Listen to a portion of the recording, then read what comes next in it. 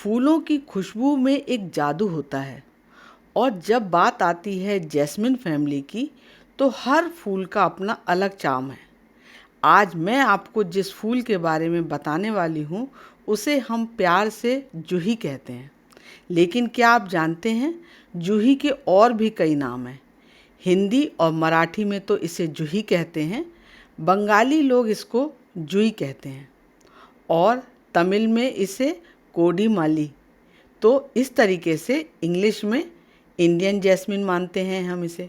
जूही का फूल छोटा होता है लेकिन इसकी खुशबू बेहद मीठी और मनमोहक होती है। अक्सर लोग इसे मोगरा और चमेली से कंफ्यूज कर देते हैं, लेकिन इसकी खुशबू एकदम अलग और ख़ास होती है। अब सोचिए, अगर इतना खूबसूरत और सुगंधित फूल आपके अपने टेरेस गार्डन या बालकनी में खिले तो कितना अच्छा लगेगा। और सबसे अच्छी बात कि आप इसे बहुत आसानी से कटिंग से गमले में लगा सकते हैं।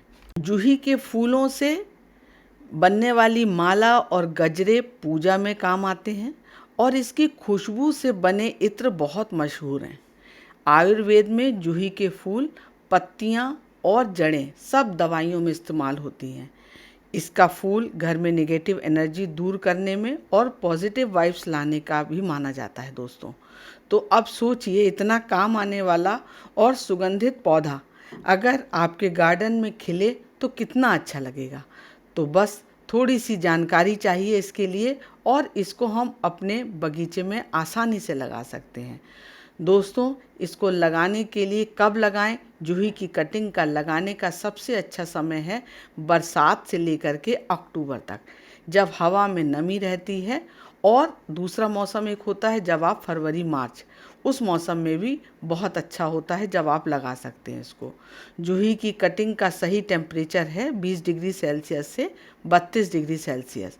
अगर तापमान 35 से 40 डिग्री के बीच में हो जाता है और इससे ऊपर जाता है तो फिर आपकी कटिंग सूख सकती है।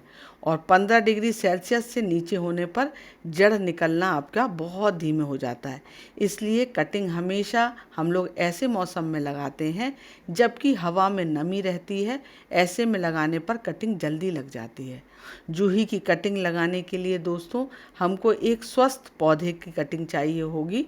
जो भी हमारा पौधा स्वस्थ है उसकी अच्छी सी टहनी, थोड़ी सी पकी हुई टहनी हम उसको लेते हैं और उसको हम कम से कम 6 से 8 इंच की हमको लेना है।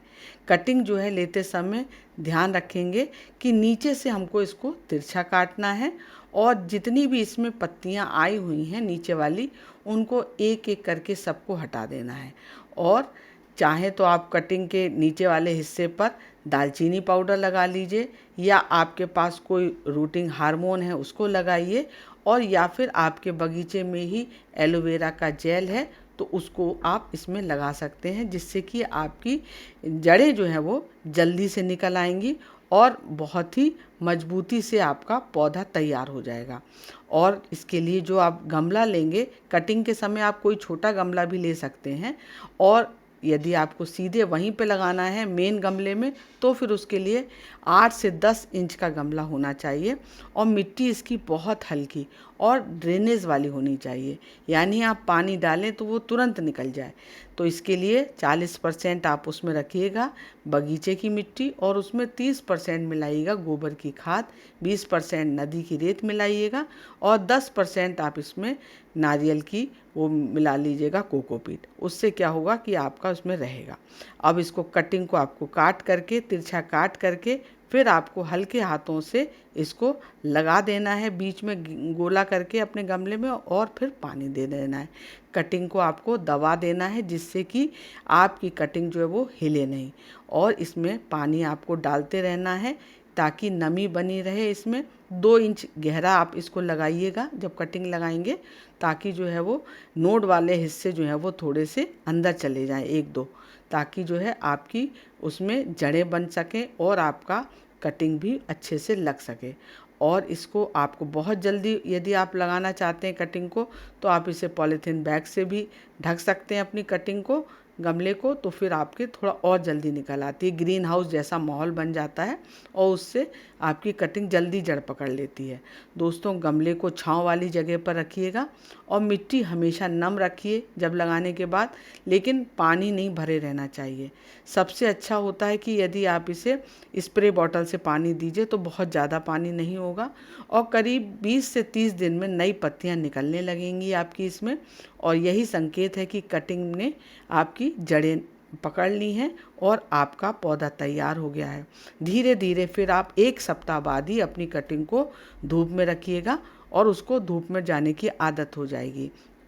जब पौधा मजबूत हो जाए तब फिर आप इसको अपने दूसरे गमले में शिफ्ट कर दीजिएगा। पौधा मजबूत होने के बाद महीने में 1 बार आप इसमें वर्मी कंपोस्ट और नीम की खली ज़रूर डालिएगा। गर्मियों में हफ्ते में 2-3 बार पानी दीजिएगा और सर्दियों में हफ्ते में 1 बार। रोज़ कम से कम 4-5 घंटे की धूप मिलनी चाहिए आपके गमले को, जिससे आपको भरपूर फूल मिलेंगे इसमें। ज़्यादा फूल लाने के लिए आपको इसमें आप केले के छिलके की लिक्विड फर्टिलाइज़र डालिएगा, या फिर आपके पास मार्केट की कोई पोटाश वाली खाद है तो वो डालिएगा। और अगर आपका पौधा बहुत बड़ा हो जाए और लेकिन फूल कम आए तो फिर उसमें आप हल्की सी प्रूनिंग कर दीजिएगा। इससे नई नई टहनियाँ निकलेंगी और बहुत ज़्यादा आपको फूल मिलेंगे। ये थी जानकारी दोस्तों कि कैसे आप गमले में कटिंग से एक नया पौधा तैयार कर सकते हैं। मिलती हूँ आपसे एक नई जानकारी के साथ, एक नया वीडियो लेकर के। तब तक हैप्पी गार्डनिंग दोस्तों, टेक केयर, बाय बाय।